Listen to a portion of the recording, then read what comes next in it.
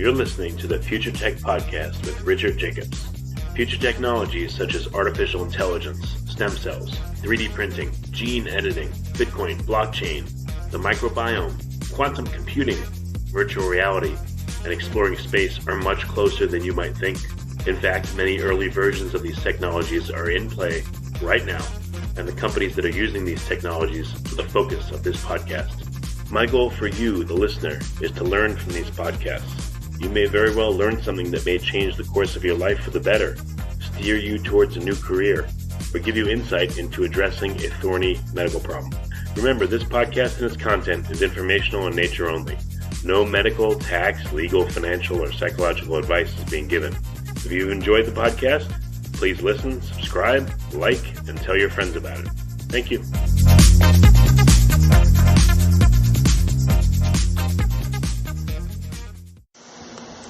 Hello, this is Richard Jacobs with the Future Tech and Future Tech Health podcasts.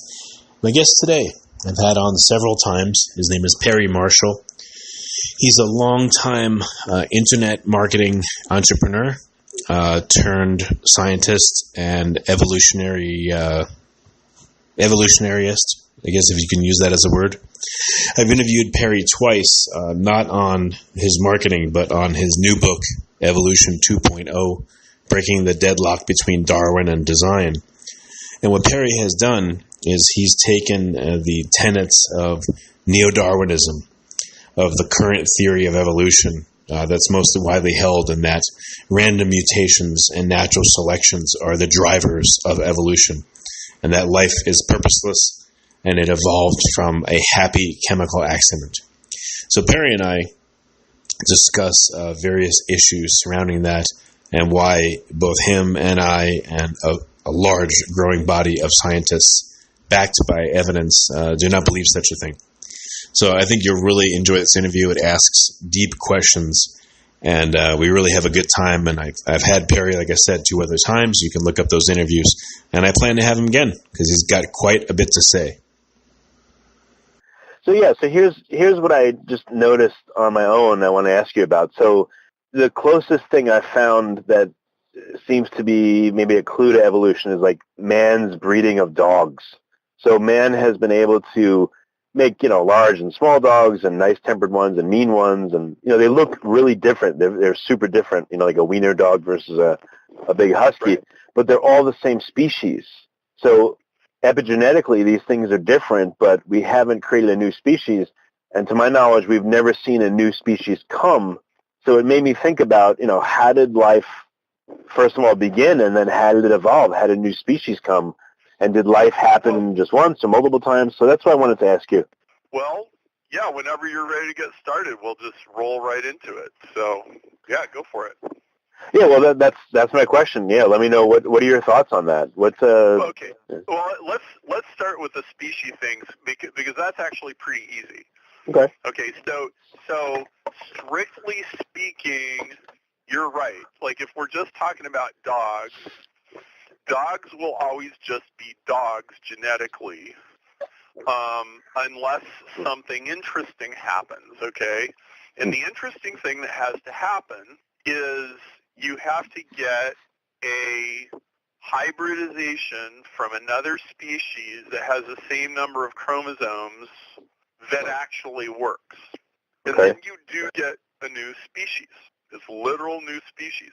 Okay, so donkey plus horse equals mule. All right? And now mules, most people know mules are usually sterile, but they are not absolutely always sterile. Everybody knows that mules are male, but they can also occasionally be female. So once in a while, you will get a successful animal hybridization. Okay. All right? Now, plant hybridizations are much more common. They're literally done every day, and botanists that know what they're doing can generate a new species at will. Okay? The way that we got wheat was something called emmer wheat was hybridized with goat grass about 10,000 years ago. and it produced the predecessor of modern wheat, okay? And then it was bred the way that we breed dogs for certain characteristics to make the kernels bigger and all of that. Because what a plant needs for it to proliferate isn't the same as what humans want if they want to go eat the seeds and all that, right? So humans bred it and same with corn and everything. They breed plants to have certain characteristics. But the species of modern wheat that we all know now came from a single merger of two plants. And those merger acquisitions, they're a lot like corporate merger acquisitions. They fail more often than they succeed. But when they occasionally work well, they're totally game-changing. Okay? So that is one way that you get a new species. Another way that you get a new species is a symbiotic merger. Okay, so there's several examples of that. The new movie that just came out called Symbiotic Earth about Lynn Margulis is basically all about this, and it's on Amazon. You can stream it or you can watch it on DVD, and it's a great movie. But a symbiotic merger is when I've got a friend named Quan Zhang from the University of Tennessee, and he did a symbiotic merger. He put amoeba and X bacteria in a petri dish, and they fought each other like cats and dogs for 18 months and mostly killed each other. But at the end of 18 months, the amoeba had ingested bacteria, and the bacteria were living inside the amoebas, and it's kind of like a Starbucks and a Marriott. So that really happened? So they were really fighting? Happened. This is in the early 2000s. There have been other examples of this too, and I'll come to these. But no, he actually did it. Okay, so there's a lot of historical evidence that this has happened, but it's been done in real time in the lab. And he did one of these things. Like, I think this guy should be like a Nobel Prize winner or some famous scientist, and he's not famous, but he actually did this. Now, think about what happens if you want a Starbucks inside your Marriott hotel lobby. Well, you don't just drop a Starbucks out of a helicopter through the roof, right? Like, that would never work. And how would the plumbing get hooked, and how would the electricity get hooked up? Okay, well, so what the amoeba and the bacteria did, because they kind of have to do this, is they start negotiating who's going to do what. Because there has to be some benefit to the merger. Like, maybe the bacteria generates energy from oxygen and then supplies it to the amoeba, and the bacteria gives the amoeba a nice, warm, safe place to live. Well, so what he found that both of these species did was they cut, spliced, edited, and rearranged their own DNA until they had consolidated functions, right? Just like in a corporate acquisition. Like, do we really need 2 accounting departments? Do we really need 2 purchasing departments? No, we're going to roll these into one. So this is what these things did, and the true definition of a symbiosis is if once the symbiosis is complete, you separate the 2 organisms, they both die. Right. And that's exactly what happened with Quan Zhang's amoeba and bacteria. They had so consolidated their functions that if you separated them from each other, he'd end up with 2 dead cells. Well, let me ask you a quick question about this. So when the merger happened, was it within the lifespan of both creatures that the integration was complete, or was there breeding at an intermediate stage of integration? No, it essentially happens to happen in one lifetime in real time. It's not a gradual thing, ultimately. I mean, the negotiation and some of the post-cleanup operations might be, but it's essentially a momentary event. Okay. Huh. Okay. What? So, go ahead, Rich. So, how many? What was the incidence of this happening? Was it 1 in 1,000 interactions, 1 in 1,000,000 interactions? Did he have any data on that? I don't know if I can give you a great answer to that question, but it's something along the lines of, you put millions of amoeba and millions of bacteria in a petri dish, and you make the conditions as perfect as you know how to make them, and a year and a half later, one or a few of them actually makes that transition, and then all of a sudden you really do have a new creature, a new animal. Okay, and this is a pattern which, if you stop and think about it, is really universal. You see it in products, you see it in literature, you see it in music, you see it in companies, and you see it in nature. It's really the same thing, right? So,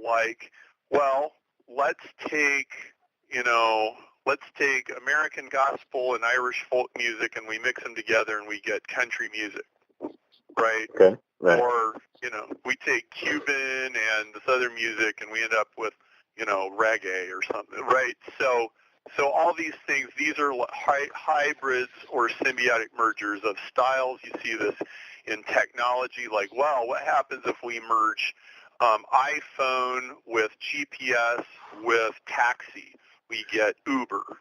But the crazy thing is that only comes from sentient beings, meaning us, and it's very deliberate when it happens, even though it's rare. So what does that say about, quote-unquote, lower organisms, bacteria and amoebas and such doing the same thing? Well, Lynn Margulis, who popularized the theory of symbiogenesis and fought a ton of resistance in the process, she said a cell is a self.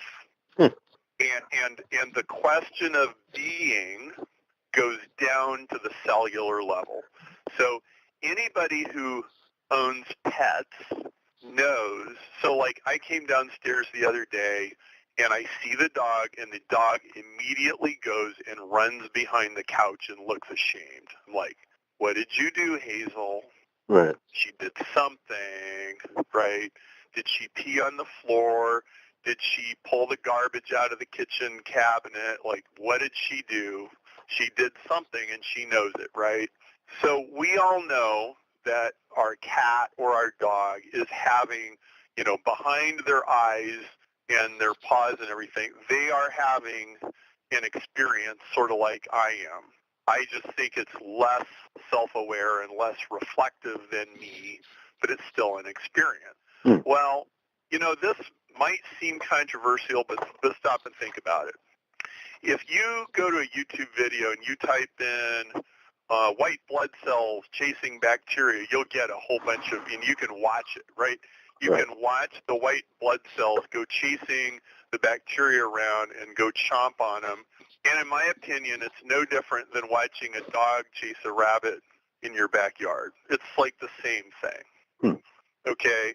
And so when I look at a symbiotic merger, or back to hybridization, when you merge wheat and goat grass, some primitive cousin of wheat and goat grass together, and you get wheat, there's all of this meticulous engineering that has to happen as the sperm and the egg and everything come together.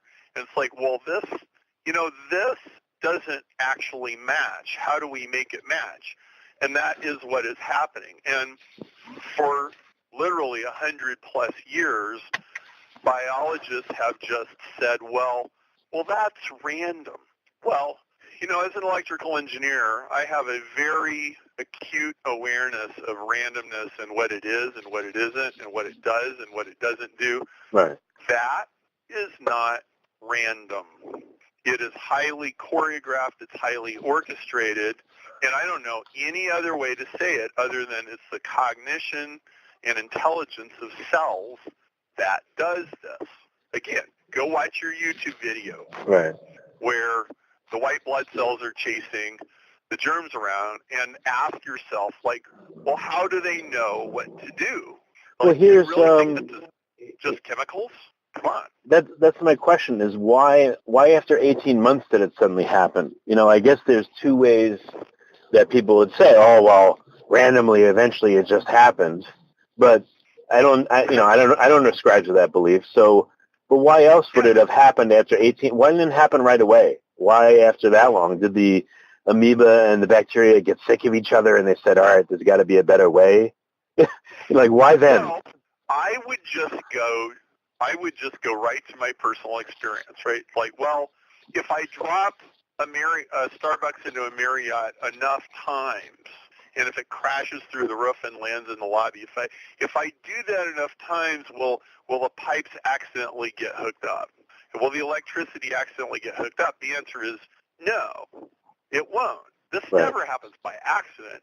But now think of all, we're both entrepreneurs, and you and I intimately know how we wrestle with these various ideas and things, and we try all this stuff, and finally we find something that works.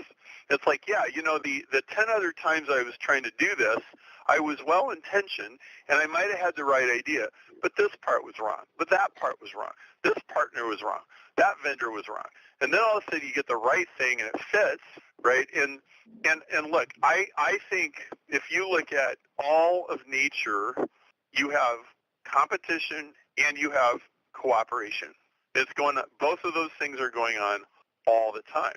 Right. And so, it's like, man, this is getting old. Like, do we have to just keep killing each other? Is there some way to work this out? And it's like apparently, an amoeba ate a bacteria, and instead of digesting, it was like, well, how about I give you some energy, and here, I'll give you these ATPs, and you give me a safe place to live, and let's try to work that out, and that apparently is what happened. But I see this as a cognitive process that, and I don't really know what to say beyond that. These are enormously sophisticated molecular machines, and they're adaptive. And Barbara McClintock said, what does a cell know about itself? Which I think is one of the most profound questions in the history of biology. So, at the bottom, I don't know, but I can observe what they do. Well, did this scientist see the beginnings of symbiogenesis and failed attempts at it? Did he see that sometimes the amoeba would engulf the bacteria, but then it would slowly digest it or not digest it, and they would both die? Or, did he see intermediate attempts or failures? I don't remember. His paper is published. Okay. I reference it in Evolution 2.0. You could find the references and put it in the show notes. All right. You could even interview him if you wanted to. I can introduce you. Oh, that'd be great. I think he'd probably love to talk about it. Oh yeah. But I'm going to surmise that you have various intermediate levels of maybe some other similar mergers that didn't work as well, or maybe they died. There's this other guy named Donald Wilson who he experimented for years and years doing hybrid. I'm going to probably butcher this a little bit, but it's basically hybridizations of sea creatures like starfish, and he would get mixed results with these things, and sometimes he would get a hybrid, but they would all die. And he went down this huge rabbit hole where he came up with this substantially different interpretation of the entire tree of life than the standard zoological people. And it was based on hybridization. It makes perfect sense to me. Was it like a 3D web of life where everything's interconnected? Well, it's where, yes, it's much more so. What it is it's a theory of metamorphizing animals that have larvae. Okay, so you have a caterpillar and it turns into a butterfly. his theory, which I think still has a lot of merit, he died about 15 years ago. His theory is that a metamorphizing animal where you have a larva and then you have an adult is life cycles of two completely different species that are living one life. Huh. So a caterpillar is born, it eats like crazy, it gets really fat, and then it spews all this stuff all over itself, goes into this cocoon, chrysalis, and completely dissolves, and then out comes a butterfly, and the butterfly doesn't eat the way the caterpillar did, and it flies around for a few days and it dies. Well, Donald Wilson's theory was that it's a hybrid of two completely different species, not similar, like more different than wheat and goat grass, like very different, but just similar enough that they had compatible numbers of chromosomes. And then the development cycle of the embryos launched the instructions to build one creature first, followed by dissolving the creature mid-life and transforming it into another. Now, biologists will tell you, well, he's wrong because that's impossible. My argument is, well, this happens in business all the time, and most of the time it fails. Okay, so like here's an example. Yeah. I had a client, Casey Graham, came to me about 5 years ago, and he had a company that trained pastors on how to fundraise better, get their congregations to give more, teach their congregations about money and all of that. So it was basically what you might call a book, tape, and seminar business. I mean, that's kind of what it was, okay? Okay. Well, an information marketing business, as marketers would say. Well, he had an app, and the app was for collecting offering money on Sunday mornings and transferring it to bank accounts. And at the first time I met him, the seminar and training business was a big business, and the app was this little scrungy business on the side. I told him, I said, the app business is the real business. This other thing is just the way you pay your bills until you get the app really going. Because if you build this thing and you have a big audience, you got a bunch of churches that are using it, and every Sunday the offering money is coming through this app. I said, you'll have a business with network effect and come and buy that thing for a whole bunch of money. Okay, well, that's exactly what he did. And for about 3 years, he used the seminar business to feed the app development, and he grew the app and grew the app and grew the app. Somebody came along and bought that thing for more than $10 million. Okay, and he sold the whole thing. Now, if you think about what happened, is that was a metamorphosis where the app is the butterfly that consumed the caterpillar, and the caterpillar was the seminar business that would throw off cash so he could pay his developers to write code. Right. Okay? So, now, if you know anything about business, you know these sorts of things fail way more often than they succeed. Right. But they are possible. In fact, they might be almost impossible, but they're not completely impossible. You can, duct tape, baling wire, chewing gum, and everything else. Like, you can get it to work, okay? See, my contention is that all evolution is fundamentally the same. Evolution of jazz, evolution of pop music, evolution of iPods, evolution of Walkmans, evolution of video, evolution of businesses, evolution of corn, evolution of butterflies. They all follow the same overall patterns. They all obey the same principles. And so evolution is chaos resolved by intent. And so you get these varying degrees of success. So I can totally buy Donald Wilson's theory of symbiogenesis as being the source of larva-based animals. And of course, there's lots of bugs that work that way. There's lots of frogs that work that way. There's lots of sea creatures that work that way. That's right. The advantage of the sea creatures that Donald Williamson was working with, did I say Wilson before? Yeah, you did, I yes. hope I did. It's Williamson. Okay. Donald Williamson. Is that the males in the ocean, they spray their sperm all over the place after the females lay their eggs. Okay, so there's lots of opportunity for cross-species fertilization of all these creatures that are, ejaculating or laying eggs. But with people, it seems like, the slightest whim or just, this would be nice is what leads to evolution of many things. But for organisms, it still has to be purposeful, but it seems like there has to be a major environmental pressure to do it. They don't just do it because on a whim, it seems like it. Because, I guess, first of all, because it seems to happen super rarely. Yeah.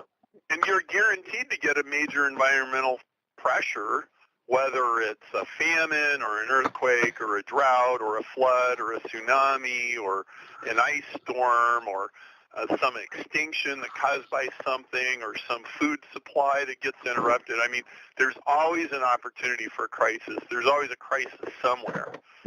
And that's when the evolution happens. And furthermore, evolution, when it happens, usually happens fairly fast. And that's what we see in the fossil record. It's like there's nothing and then there's something, right? And then it stays the same for a really long time. And then you have something new, and then you have something new. It would be a great argument for creationism if it wasn't for the fact that there are people like Quan Zhang that generate these things in the lab, and they actually see them, and they're hard to pull off, but they do happen. And so it's just utterly remarkable. But I think it's essentially no different than what we deal with in our own modern life. Like, well, in 2004, you used some kind of technology, it worked really great in your business. And then all of a sudden, somebody introduced some new kind of software. Now you're scrambling, and now you're starving, and now you're gulping for oxygen. And, then you have to find something else. And usually you're taking something, not using it the way it was intended. You're co-opting it for some other function. And then all of a sudden, wow, look what I discovered. Yeah. Interesting. One thing that I read in Dennis Noble's recent book, Dance to the Tune of Life, was he said that, even humans will go through a single cell form, the sperm or the egg. So we all literally do start out, we have trillions of cells, but then when we reproduce, a person starts out as a single cell, a single egg, single sperm. And then they build up from there. So we all go through this single cell stage, which is really interesting to me. Well, it is, and look, if you can go through a single cell stage, and that's your biggest transition, then why isn't that true of everything else? And why would you assume, like, if you can do something and you were a single cell, then why can't all kinds of other plants and animals do equally intelligent things? Like, I think our bodies are much smarter than our brains by far. That's a different form of intelligence, and it has a different job, but it's incredible. I think people just take all this completely for granted. They're so used to it, they don't realize it doesn't just happen by itself. Well, so in addition to symbiogenesis, what are some of the other mechanisms that you think could be responsible for evolution? Well, so I mentioned hybridization. So symbiogenesis is two completely different creatures literally physically merging, okay? Or another version of that is lichen. Lichen is algae plus fungus, and they're living together in a very tight web, okay? Hybridization is when, emmerweeds plus goat grass, they mate, and then their offspring is a third species that's different from the previous two, right? Okay, so that's two of them. Well, then there's horizontal gene transfer, which is cells exchanging DNA, trading it back and forth. There's transposition, which is moving around genetic elements within one plant or animal. There's epigenetics, which is switching genes on and off. It's like graying out software menus, if you will, for an analogy. And there's also viruses. So viruses are always reproducing and pushing themselves into things and going all over the place. And for every cell in the world, there's 10 viruses floating around. So there's a lot of them. But then what happens, like viruses wreak all this havoc, but cells take virus code and they use it. Like, hey, I can think of something I could do with this code, and they do it. And so James Shapiro, who I believe you said you're going to be interviewing soon, Yep. He's got entire sections of his books that talk about that. There's a guy named Frank Ryan who's a great writer. He wrote a book called Virolution. There's another guy you should interview. Okay. He wrote a book called Virolution, and it's a fascinating book about how viruses are a key component to evolution. There's a whole thing, both Frank Ryan and Jim Shapiro can tell you about how the placenta of mammals has every appearance of having been built from virus code. Wow. Okay, it's really trippy. Yeah, that's what I was going to say, yeah. There's incredible evidence that this is the case. David Quammen talks about this in his book called A Tangled Web, which just came out, The Tangled Tree, just came out a few months ago. It's a great book. And so, like, really, the whole notion of how evolution happens is being completely reworked right now. Like, this is not your mama's evolution or your daddy's evolution. It is a very, very different animal than what people have been told for years. And if you understand business, if you understand technology, if you understand music, it's all exquisitely familiar. You're like, oh, I've done that. I know how that works. I did that when I was writing a poem. You know, I borrowed these. I took these lines from a song and then I twisted them around so that it wouldn't infringe on anybody's copyright. But I really got inspired by that, and now, you know, look what I got in my poem here. Right? This is how biology works. Actually, you know, going back to viruses for just a second, I just realized the immune response is the cells of our body changing themselves to adapt to a virus to prevent it from coming back. So in essence, the virus has influenced the cells of our body to change. It has changed the way that they function. Yes, absolutely. And you know, CRISPR comes from the bacteria machinery that detects and chops up viruses when they enter into a cell. Like, so a virus comes knocking and like, hey everybody, you know, you got some sandwiches in here, you know, and here comes a virus, and the bacteria has a database, and it's like, okay, have I ever seen one of these things before?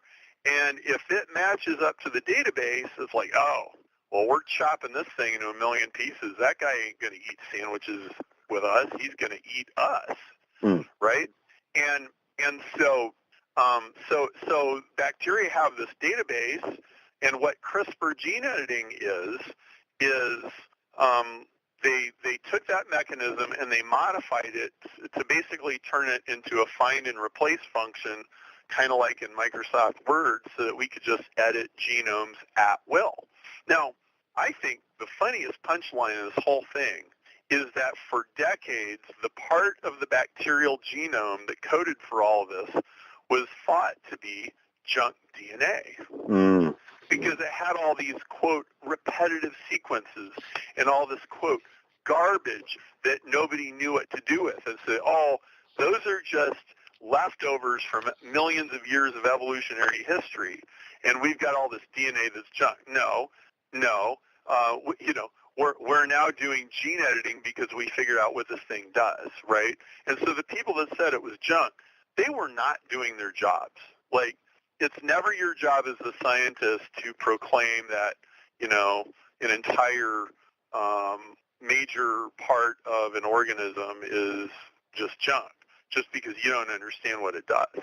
And so we have to be really careful. And, you know, it's just another example of people lacking respect and reverence for nature and thinking that we're smarter than it is, when in fact it's smarter than us. You should always assume that nature is smarter than you. Yeah, well, it seems to be. So nature always wins. So what do you? Well, here's like the, you know, I don't know, $250 million question. So how did life begin? What's your thoughts now, knowing all you know? Well, so I thought about this before our call, and I think there's several categories of answers that you can bring to this. So let's just take them one at a time.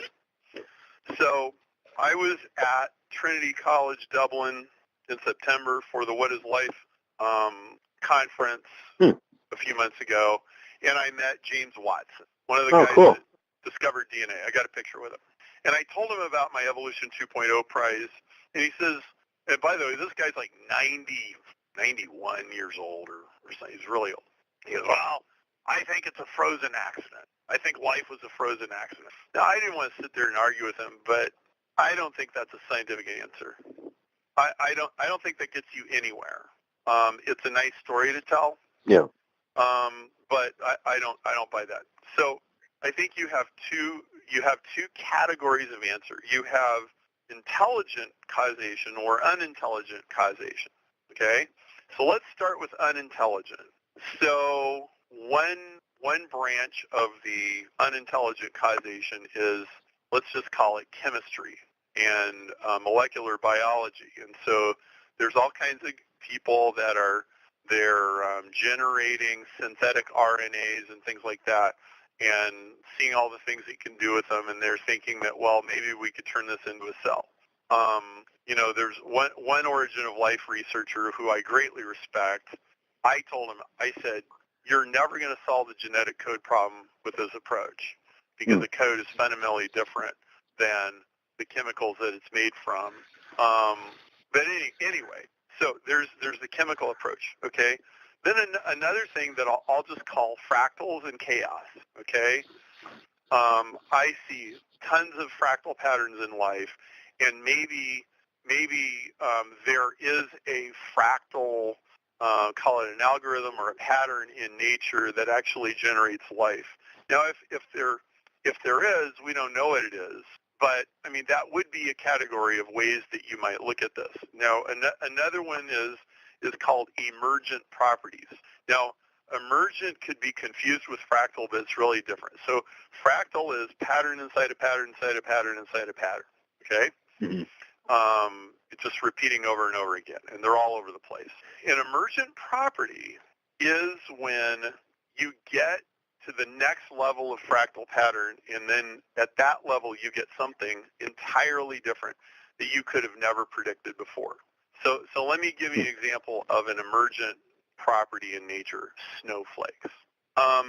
If a kid or adult never knew anything about snowflakes and they studied water and ice and vapor and all of that, it would never occur to them that if water drops fall through the air, they will form these highly symmetric crystals called snowflakes, and every single one of them is unique.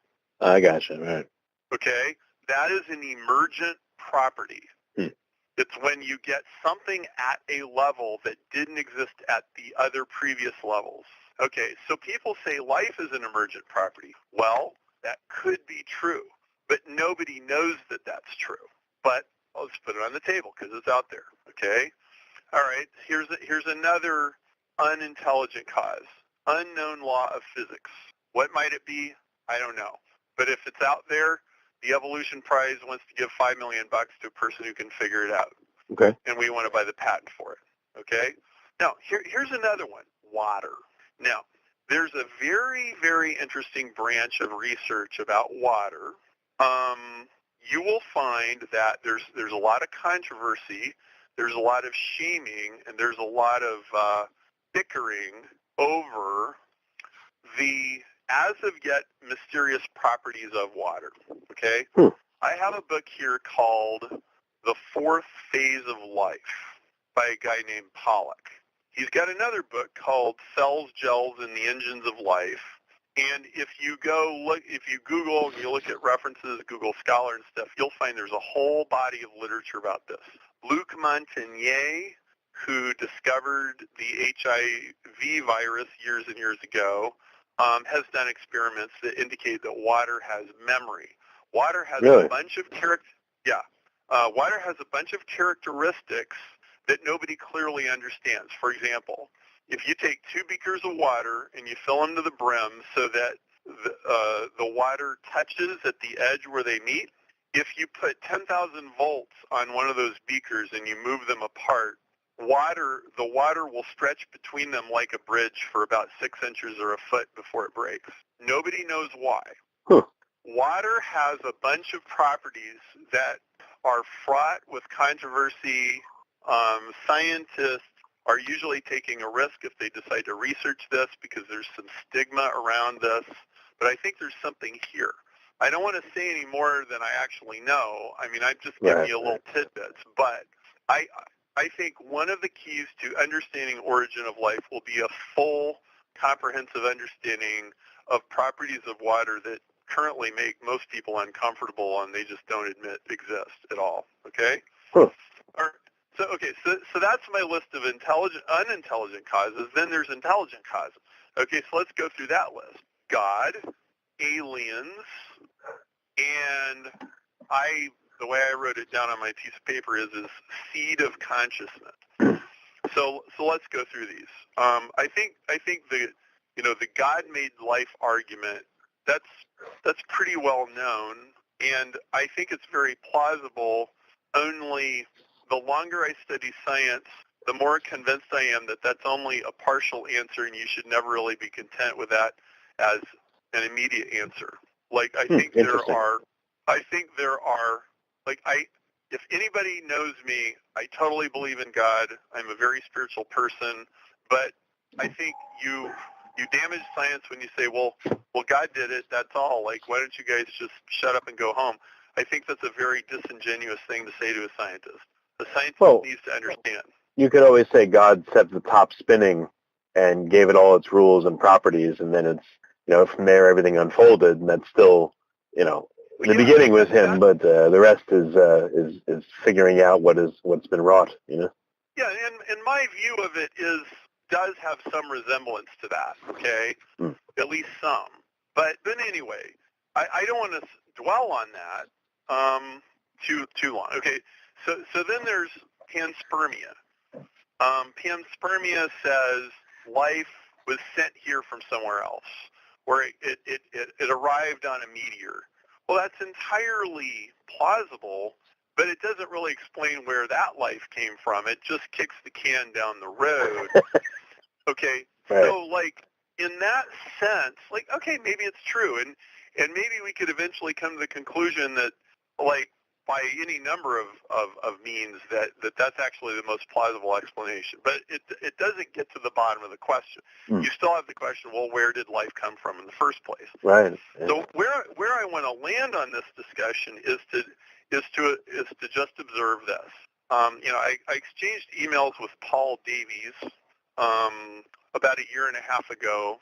Paul is the director of the Beyond program at Arizona State University. Paul invited me to announce the Evolution 2.0 prize, and he has a book called From Matter to Life. It's a very scholarly book. If you want a less scholarly, more user-friendly book, The Fifth Miracle by Paul Davies would be another good book to read. But basically, both of these books explain that at the core of the question of life is information. Information controls the chemicals, not the other way around. That's one of the most basic facts of genetics. And then you get into evolution, what we've been talking about for the first 40 minutes of this conversation. You have the fact that these organisms exert a great deal of control. They edit their DNA. They trade it back and forth. They discard stuff. They seem to know what they're doing with it, to some extent anyway. And so you have this whole question of how does this top-down causation in biology actually work? It's not just bottom-up. It's not just billiard balls banging around in the universe. Organisms are exercising control. Well, as an electrical engineer who's done communication systems of all different kinds, analog, digital, wrote an Ethernet book, do all kinds of things with e-commerce now, own a software company, have owned other software companies that have failed. I've had successes. I've had failures. My observation is that information always comes from consciousness, not the other way around. I think at the bottom of this whole question is the question, what is consciousness and where does it come from? And I think life is consciousness first, information second, therefore controlling the chemicals, where most of the world thinks it's chemicals first, information second, consciousness third. I think most of the scientific community has it backwards. Now, I'm not just saying this as some crackpot guy with an opinion. I'm saying this based on 35 years of electrical engineering and designing things, and I've never seen an exception to this. If anybody can show me how you get from chemicals to code, I got $5 million for you. Yeah. If anybody, I mean, the next prize we should probably come up with is how do you get from code to consciousness? We should probably put, a bunch of millions of dollars on that too. Right. Yeah. But I've never seen it flow the other way. I've only seen it flow from consciousness downward. So that opens up a huge number of questions that we don't even have time to get into, but I think these are the questions. And it's okay to have, it's better to have questions you can't answer than to have answers that you can't question. Well, it seems like consciousness would have to be an emergent property of life. But when is there the start of consciousness? Like, is a virus have consciousness, or well, how about an amoeba? Well, how about a small animal? Well, how about a person? Well, yes, then. But when does it first emerge? When is it an emergent property of life? Well, that's one way to ask the question. But another way to ask the question is, at what point does life emerge from consciousness? See, that's another way of looking at it, and I think it's at least as valid, and it's actually more consistent with what I know from electrical engineering and software and hardware and everything else. It's more consistent with what I know than the question, how does life emerge from chemicals? Now, I could be wrong. I'm willing to be wrong. It's fine. I've got a prize for anybody that can solve it any way that they would solve it.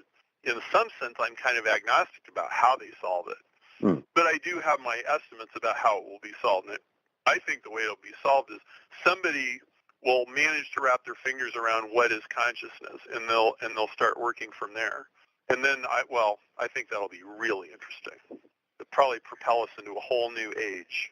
So what's your best guess on how life began? And did it begin just once? Or did it begin multiple times and fail, and then at some point it got its, euphemistic legs beneath it and took off? Well, let's work backwards. If life came from consciousness and not the other way around, it probably could have got started a whole bunch of times. Now, the frozen accident theory is like, well, boy, you'd never know. It's like it almost just dodges the question, okay? If it's an unknown law of physics, then it could probably happen over and over and over and over again. If it depends on some property of water that we don't understand, and the whole Earth has been full of water, like maybe it's still happening now. I mean, I don't know. But I guess what's valuable about this sort of conversation is learning to question assumptions. I mean, all of us bring so much baggage to these conversations, and we need to get rid of the baggage, and we need not to be afraid. Yeah, what's totally unhelpful and what shuts down inquiry is saying stupid things like life was a happy chemical accident, or it was a frozen accident, or, everything's random and has no purpose. I mean, that shuts down, like, any thought as to where things could come from. I think that the people that say that stuff are just completely ignorant, Yeah, and so I think anytime you're talking about this, anytime somebody puts anything on the table, you should ask yourself a question. Does this open up the conversation, or does that shut down the conversation? The randomness thing shuts it down. The happy chemical accident, the lucky lightning strike, that shuts it down. Yep. We want to bring this into the realm of what is discoverable,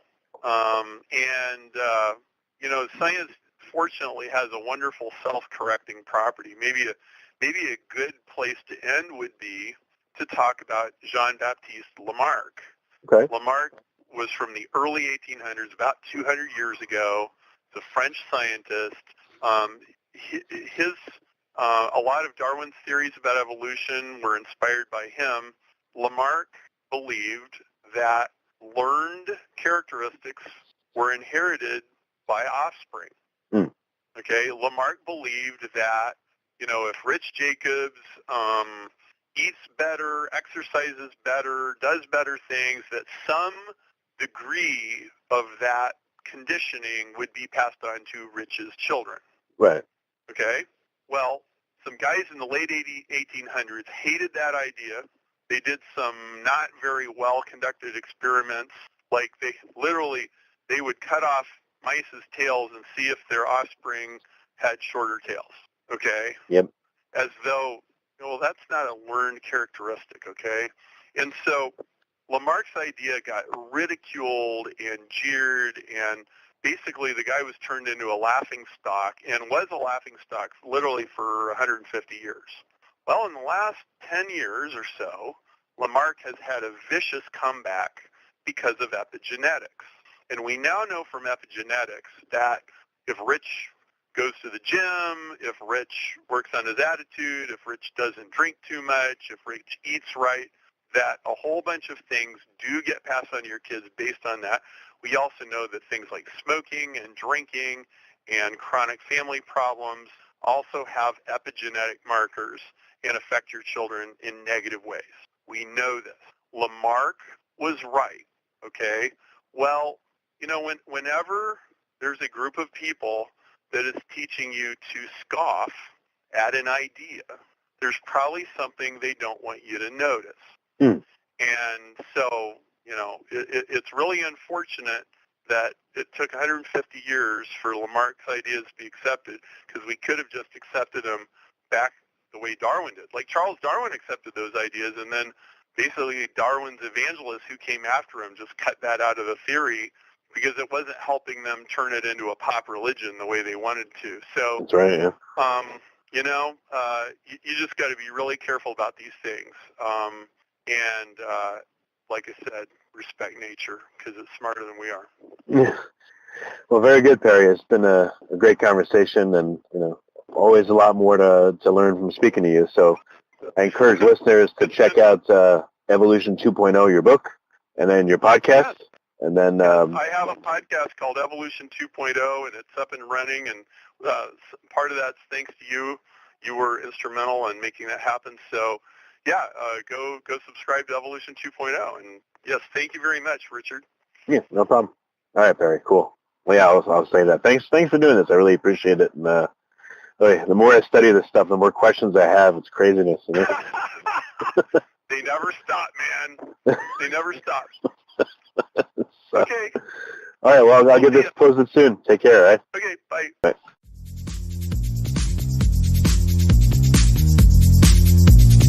You're listening to the Future Tech Podcast with Richard Jacobs. Future technologies such as artificial intelligence, stem cells, 3D printing, gene editing, Bitcoin, blockchain, the microbiome, quantum computing, virtual reality, and exploring space are much closer than you might think. In fact, many early versions of these technologies are in play right now, and the companies that are using these technologies are the focus of this podcast. My goal for you, the listener, is to learn from these podcasts. You may very well learn something that may change the course of your life for the better, steer you towards a new career, or give you insight into addressing a thorny medical problem. Remember, this podcast and its content is informational in nature only. No medical, tax, legal, financial, or psychological advice is being given. If you've enjoyed the podcast, please listen, subscribe, like, and tell your friends about it. Thank you.